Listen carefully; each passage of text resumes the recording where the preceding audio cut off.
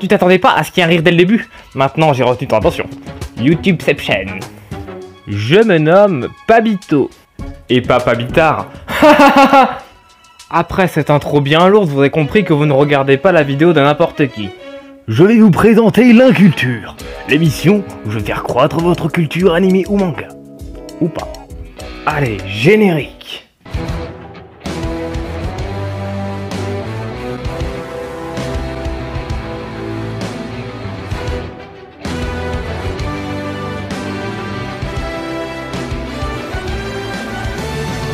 Bon sang de bonsoir, ce générique est trop bien. Et aujourd'hui, nous allons parler de Code Geass, un animé que je viens de finir aussi vite qu'un shot de jus d'orange. Alors cet animé a été réalisé par Goro Taniguchi et... De toute façon, vous ne vous souviendrez jamais du reste alors, passons à l'histoire. En gros, ça parle de mecs qui se battent avec des robots géants. Je suis un robot. Il y a des explosions. Il y a des tirs partout. Pourquoi le protagoniste il est trop stylé? Le protagoniste, il est méchant. Et je suis méchant. Et il peut contrôler les gens. Je te contrôle maintenant. Enlève ton pantalon. Non, plus sérieusement, Britannia est le grand empire qui gouverne une grande partie du monde. Il a conquis le Japon, l'un des derniers pays résistants. Après, ils ont placé tous les Japonais dans les ghettos et leur ont enlevé leurs droits. Ils les ont même renommés les Eleven. Et nous, on suit l'histoire de Lelouch, un des fils de l'empereur de Britannia, qui va tout faire pour détruire cet empire. Et puis après, il y a une fille nommée Sissi, qui va lui donner un pouvoir complètement cheaté, qui peut carrément contrôler les gens au KLM. Cet anime fait vachement penser à Death Note, avec cet aspect de protagoniste machiavélique, qui contrôle tout le monde, qui est un stratège de ouf gueudin. Mais en vrai, ça n'a absolument rien à voir. Alors maintenant, je vais parler des pires personnages. Ouais, je vois pas pourquoi on délaisserait toujours les pires personnages pour parler des meilleurs. Bah peut-être parce que les meilleurs sont plus intéressants. Tais-toi. Et puis t'es qui, toi? Je suis Rouflaquet, le gentil dinosaure rose. Ok. Alors, premier perso pourri, Shirley. Alors elle, c'est l'archétype de la meuf débile amoureuse du héros qu'on trouve dans pas mal d'animes.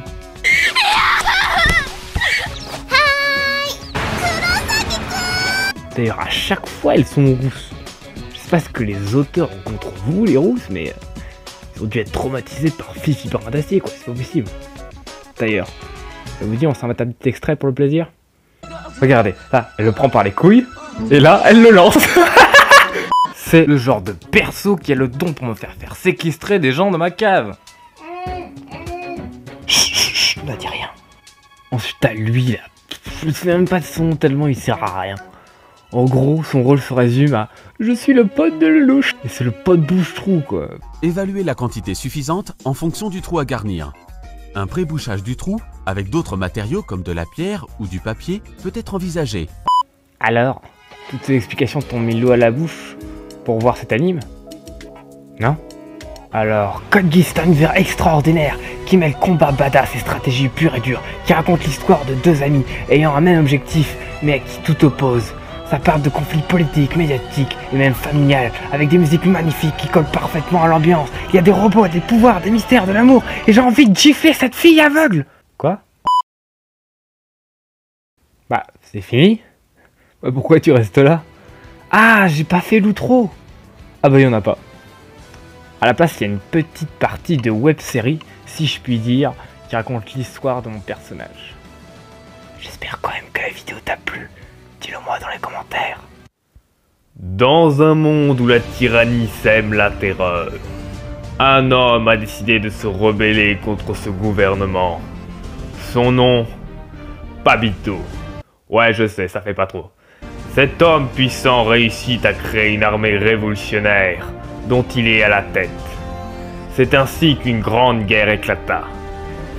Et c'est à cette époque de chaos et de destruction que Pabito décida de divertir les citoyens par son émission retransmise grâce à un système de réseau de communication vidéo nommé YouTube. C'est maintenant que commence son histoire.